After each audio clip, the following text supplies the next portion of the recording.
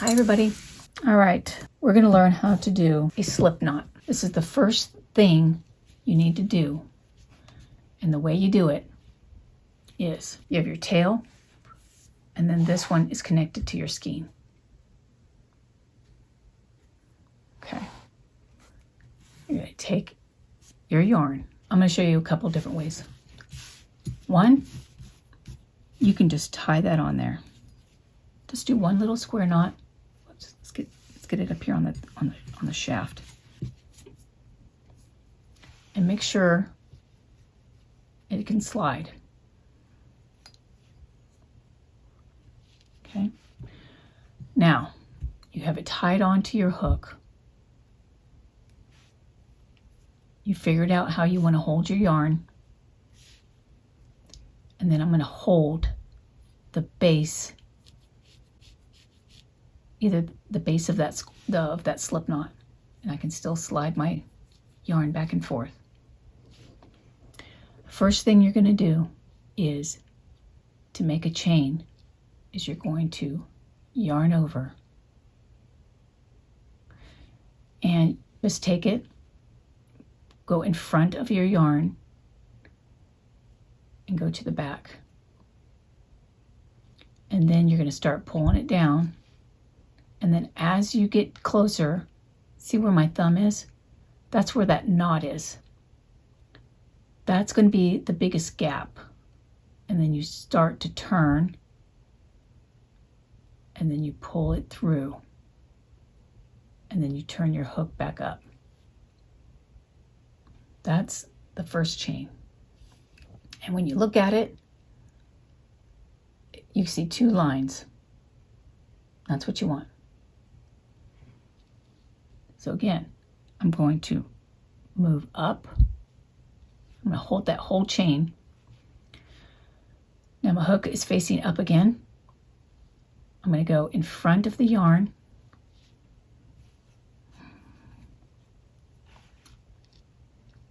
I'm going to go behind the yarn, and I'm going to grab it. And then I'm going to start sliding my hook down. And when I get close to my thumb, I'm going to turn it. And then I'm going to pull it through. And then I'm going to turn it back up. Yep. Once you know what your hand is supposed to be doing, it goes a lot faster. So again, my yarn is behind my hook. I'm going to go behind it. I'm going to over exaggerate. I'm going to go behind it, and then I'm going to grab it. And then I'm going to start pulling my hook. And as I get close to my thumb, I'm going to turn the head to face that knot. And then I'm going to pull it through like that. And then my hook looks at me again. I'm going to move up. Move my hook back down. Now, go behind, grab, start pulling it down, look away from you, go through the hole, and then looks back up at you. Okay? Now you've made 4 chains. 1, 2, 3, 4. Let's do one more together. Move my hand up. I'm going to go behind the yarn, grab it, and then I'm going to start sliding it down.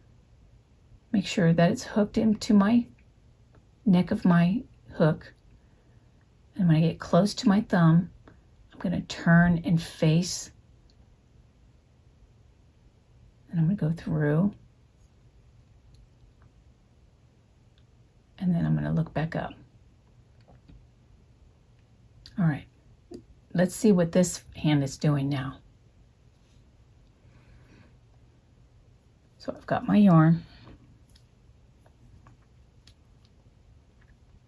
My fingers up. I'm going to go in there, grab my yarn, this right here, I'm already starting to close it. That's how I'm controlling, so that my hook is not grabbing and the yarn is getting out of control. I'm grabbing it just to control it.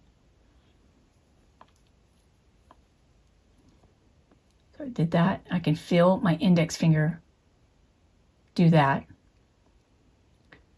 And then I'm going to start going down, and my index finger is going to come down with me a little bit.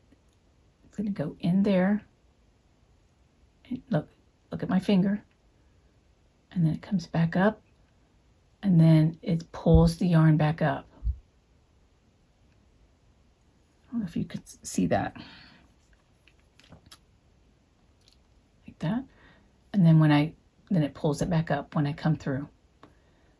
So I'm going to yarn over again. I felt it go down. Index finger just holds it just to make sure, because this is enough yarn. And then I'm going to go down. Finger comes down a little bit because I can feel the tension from my index finger to the top of the hook. I'm going to go through my thing.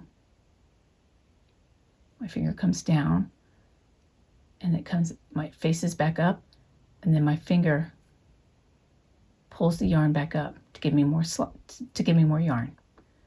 Whoa, that is hard to say and do. All right. Your hands work together. Your left hand speaks to your right hand. Your right hand speaks to your left hand. No matter what is going on, it's muscle memory, and they learn to communicate. Hands just automatically do it. So let's look at our yarn hand again. I've got it. I've got the yarn that I need. I'm going to yarn over. Felt my hand, just hold it. And I'm going to come down, turn my hook. My finger comes down. I go through the hook, and then I turn my hook back up. That way I don't lose the yarn that's on my hook. And then my finger goes boink. Okay. Yarn over. Go down. Boink. Yarn over. Go down, turn, hook comes up. Okay. And then you'll see me do this all the time. I'll drop it and then reset my hands if my yarn doesn't feel like I'm in full control of it. There's even people, I just realized this too, they will wrap it. They'll just take their finger and they just do this. And then it is over the back. But because of the way I crochet, I can't control the tension. Just that one finger isn't enough tension, and it gets too loosey-goosey. And that's what we've got so far. Making chain stitches. Now that's one way. Now I'm going to show you how to do a slip knot. So I've got my tail. I've got my yarn that's connected to my skein. Just take it in your hand. You're going to pick it up. You've got your tail side and your skein side. And all you're doing is just crossing it over. It doesn't matter whether you cross over to the right, and it doesn't matter, I can't do it, if you cross over to the left. It doesn't matter which one is on top. And you're going to fold it down. There's your tail. You're going to fold it down onto your skein. This is also called the pretzel, because if you move that tail just a little bit, it looks like a pretzel. It normally doesn't look like that. It usually looks like that. But that's why they call it the pretzel. Okay. This middle yarn is connected to my skein. And I'm going to take my hook. I'm going to go under that yarn and on, and I'm going to go above my loop. Okay, so I'm not going underneath it. I'm only going underneath this here, and I'm going to come back up. And once I have that, I can grab my tail and the skein and pull it. Don't have to pull it too tight. And then you just pull your skein, and there you go. We're on. It's just a little knot. So let's do that again. Got your tail and your skein. Take this and you just want to make a loop. And then you take your loop and you fold it down onto your skein. And then you take your hook and you just want to grab that yarn and pull it up a little bit. And then you just grab your tail and the skein, and it makes a little knot, slip knot. And you can pull it, and that's why it's a slip knot, because you can, you know what I mean? It's adjustable, it slips. We do this kind of knot in grooming all the time, slip knots. So that was the easiest thing for me to learn when I started because I already did that in practice. All right, let's do our chain. So I'm going to grab my little knot, and if for some reason I like tightened it too much, okay, I'll just grab that, loosen it up. You always want it to be able to slide down the widest part of your hook. That's also a tension thing. If this is too tight, then it's gonna be too tight. Now, here we go. I've got my knot. I've got my hook facing me. And then I'm just gonna go back behind. And I'm gonna grab my hook with the yarn up at the top of that little indent. And then I'm going to start pulling it down. And as I'm coming down, my index fingers adjusting any tension. I don't want it to be like this. I don't want it to be like that. It's just keeping enough tension so that this yarn doesn't come out of my hook. And I'm going to come down, and when I get to the knot in my thumb, I'm going to turn towards there, and then I'm going to pull it through, and then I'm going to turn it up. And that's how I don't lose it. If I come down here, look at that. It doesn't look right. It's doable, but you got to learn how to turn it in practice. So it feels like an even, all this is like even. And if you have to, you move your finger every stitch. That's a good thing to do in the beginning, okay? It also helps teach you about tension, because like these are, well, the tension doesn't look very good. Sometimes the first chain row can be a little splotchy. But I'm going to show you here. If you put it too tight, your hand is like doing this. This is like pulling that so tight, and you're just like fighting to get it in there. That means you're not giving yourself enough slack. You know, you don't want to just grab it and pull this down and then you're just like fighting to get it through there. That takes practice. That's not going to happen on the first time. You know, getting your stitches to be even, it takes a lot of practice. And sometimes the chain row always is weird. And you'll see that if you start watching people, you'll see sometimes their base row is a little splotchy for some reason. That's what I want you to practice. Make your slip knot and just do that over and over. Fold it down, pull it up. Get your hand set.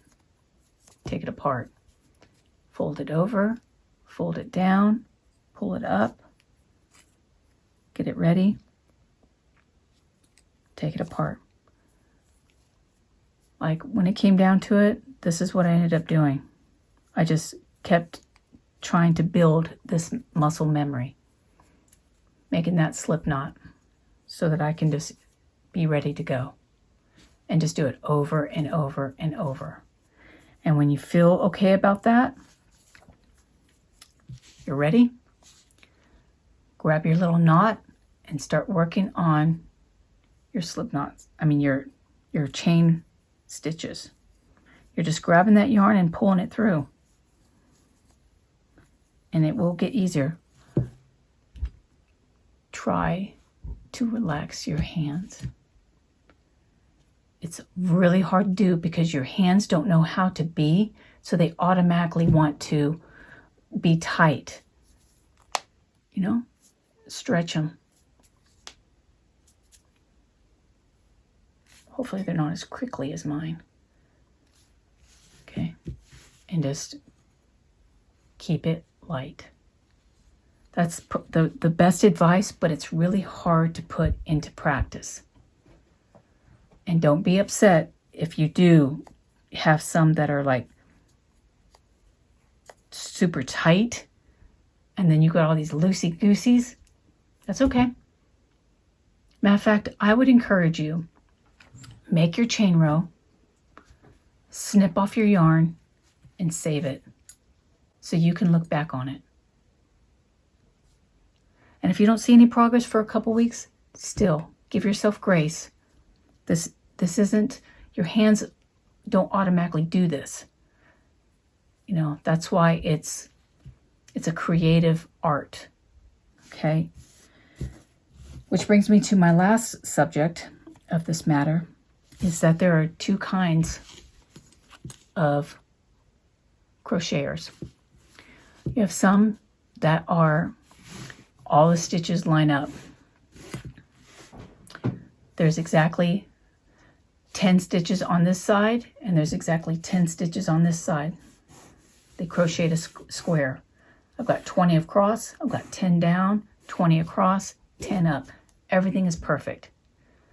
And then there are crocheters like me, and I'm more into the creative thing.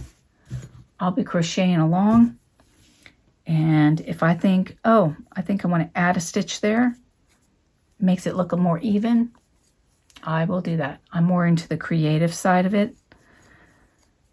It can be technical, so I don't really know where I really fall into, but when I was a beginner, I was trying to be technical. Well, they have 20 stitches, and I went back and forth, and now I have 18 stitches, you know, and I couldn't figure out where I was dropping and where I was adding. Those things are some of the things we're going to be covering, because that was a big frustration for me. But until then, keep practicing. You know, let your hands have a chance and go slow. Go painfully slow. Give yourself grace. This is the hardest part, but once you get it down, off to the races we go. Okay? So, I'm going to leave you with those. I've got first 3, this will be the 3rd video. I'm going to get these up back to back and give you something to get started on, okay? You have any questions, you can send them through to my Instagram, message me, or you can comment down on the video. I'm going to write them down, and if there's enough, I will do a Q&A, and then we can address those things together, okay? Alrighty, guys, I'm really excited for you. I'm not going to lie, because crochet has been a lifesaver for me. I have to be creative, and although I love dog grooming, I need something else. I don't want to be grooming at home, although I am, but that's another story. All the things we can make. Okay. Until I see you into the next video, you guys carry on, and I will see you then. All right.